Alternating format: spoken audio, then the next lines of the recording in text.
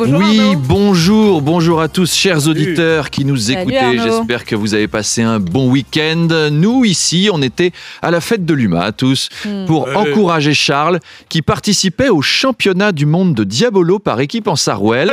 Alors, fallait voir Apolline chanter « On est là, on est là !» Manu qui donnait des cours d'économie de marché aux trotskistes pour les convaincre, et Amélie qui draguait au concert de Big Flo et Oli. C'était super.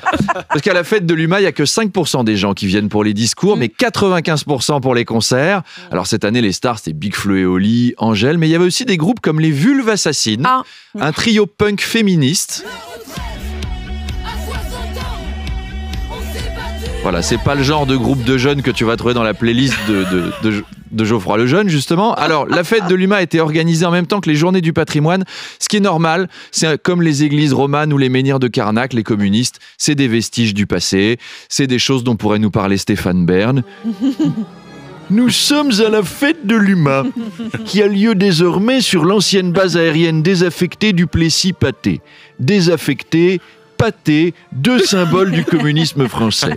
Les communistes étaient des gens qui faisaient peur aux riches, du temps où les riches avaient encore peur de quelque chose, et regardez cet objet. Une sorte de table haute munie d'une grille et d'un réservoir de charbon. C'est le barbecue de Fabien Roussel, le dernier communiste vivant. Aujourd'hui, les scientifiques essayent d'en cloner en prélevant l'ADN de vieux poils de la barbe de Robert Rue. Mais vont-ils réussir ? On ne sait pas. Le gouvernement Arnaud a pour projet d'autoriser la vente à perte de carburant pour aider à faire baisser les prix. Trop cher.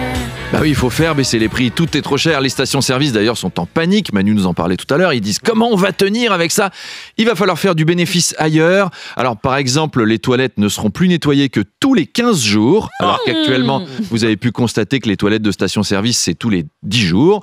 Pareil pour l'alimentation. En station-service, un Twix, vous le savez, coûte 18 €. Un café, 9 € et un sandwich à la demi-tranche de saucisson, ça vaut 34 €. La marge sur ces produits n'est que de 3000%. Bah oui. Il faut les comprendre, c'est pas assez. Non mais je comprends l'inquiétude des stations-service parce que c'est pas avec le reste de ce qu'elles vendent qu'elles vont se faire des sous. Dedans, il y a des magazines Top Santé de 2005 vendus par lot de 3. Ou Johnny. Il y a des livres de photos de Johnny aussi. Il y a des saucissons géants d'1,50 m qui prennent la poussière depuis 3 mois. Il y a des cendriers en forme de moto qui roulent sur des crânes. Il y a des mugs moches avec jamais ton prénom. Non. Il y a des produits régionaux made in China et des manuels de découverte de lithothérapie. C'est pas assez pour se faire du blé. Arnaud, la secrétaire d'État Olivia Grégoire a suggéré de donner des cours de cuisine. Je suis contente que vous en parliez ce matin. Tiens. Des cours de cuisine à l'école pour lutter contre la malbouffe et contre l'inflation. Oui, alors c'est pas bête parce que nous, on mange pas très bien les adultes avec nos vies trépidantes. Donc si les enfants pouvaient avoir la gentillesse de nous cuisiner un bon petit plat quand on rentre du boulot. Vous imaginez Apolline, vous qui en avez 4. Après votre interview de tout à l'heure du séducteur Alain Juppé, qui vous expliquera comment il a foutu le bololo dans les culottes des Bordelaises en 82, eh ben, vous rentrerez chez vous et vous ferez... J'ai hâte de cette interview à 8h30, je peux vous dire. Et vous direz, les enfants, maman voudrait bien un filet de bar à la croûte de sel avec des tagliatelles de légumes et une charlotte aux framboises et rhum arrangé. 4 enfants, vous avez une petite brigade maison. Les enfants, ça nous coûte une blinde, alors s'ils peuvent aider à lutter contre l'inflation, on devrait aussi leur donner des cours pour carreler des salles de bain, pour changer des joints de culasse, pour entretenir un jardin. Les morveux, vous pensiez que vous alliez vous contenter de planter des arbres pour lutter contre le réchauffement ? C'est vrai que ça, c'était la semaine dernière. On a du boulot pour vous. Alors en plus, nos enfants sont mal nourris, ils sont trop gros. Je veux dire, ils arrivent même plus à courir quand des prédateurs sexuels veulent les attraper. Bon, j'en ai parlé hier à une dame dont le gamin a été dragué par Morandini. Elle a écrit au rectorat de Versailles, et vous savez qu'on a appris que le rectorat de Versailles avait une manière assez spéciale de répondre aux parents. Je l'ai vu la réponse. Ils ont marqué « Madame, quand un enfant a la chance de plaire à un célèbre animateur comme Monsieur Morandini, surtout un collégien souffrant d'excès de sébum, eh bien on ne remet pas en cause l'éducation nationale. » Non mais ils sont zinzins à Versailles. Vous savez que nier les problèmes d'éducation, c'est une spécialité. Là-bas, j'y ai fait toute ma scolarité, donc je sais de quoi je parle. Retournons dans la cuisine. À Bordeaux, un restaurateur a servi des sardines qui ont provoqué le botulisme à ses clients. Oui. Bah oui, non mais avec des sardines comme ça, c'est toi qui finis dans la boîte. Pourtant, c'est bon les sardines. Je vous en ai rapporté de Toulouse où j'ai joué mon spectacle.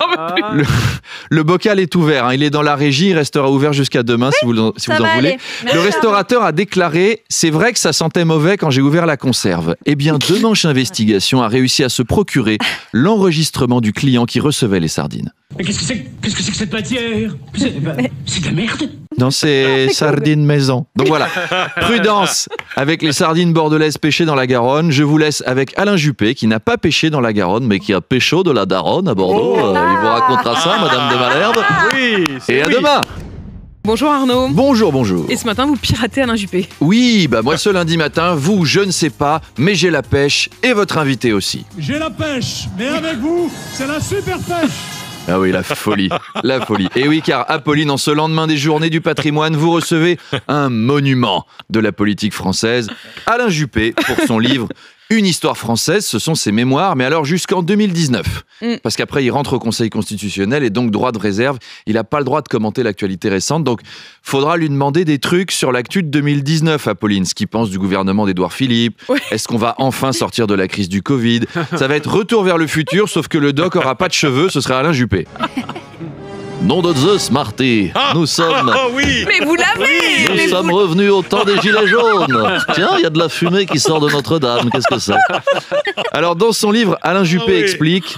J'aime les femmes. J'aime le corps des femmes. Regardez, les femmes. Il a été saisi par le démon de midi quand il avait la quarantaine. Il le dit, ça l'a dispersé. Donc, les filles, on reçoit le Rocco Siffredi du RPR ce matin qui détaillera à Apolline son body count. Ah, ça, Madame de Malherbe, j'en ai pécho en 84. Il a batifolé. J'ai batifolé avec des militantes versaillaises à serre-tête.